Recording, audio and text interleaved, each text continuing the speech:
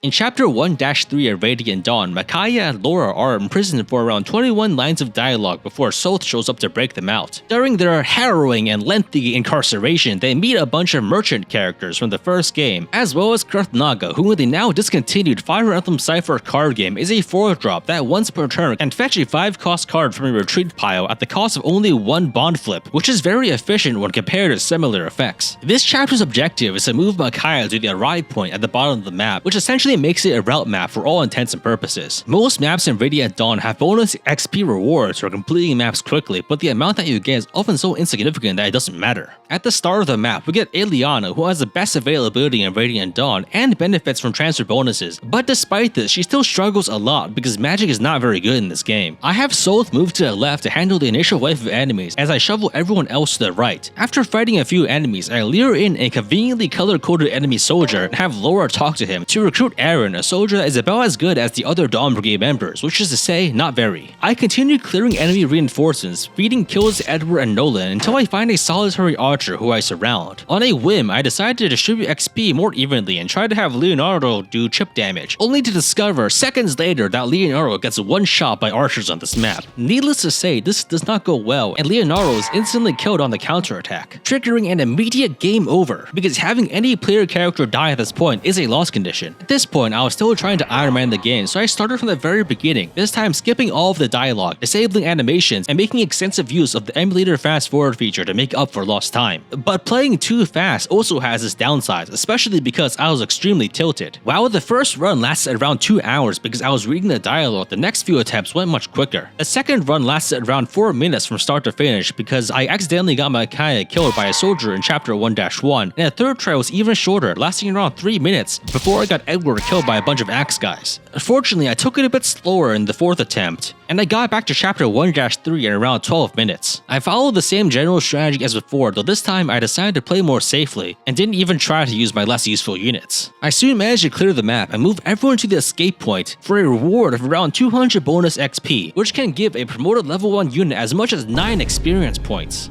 which is clearly something worthwhile and definitely not an inconsequential rounding error masquerading as a reward. In the closing cutscene, the traveling merchants decide to join us, giving us access to the shop, and they also tell us of a rumor of the late King Ashnard's son who resides in the desert, so we go there in order to move the plot along.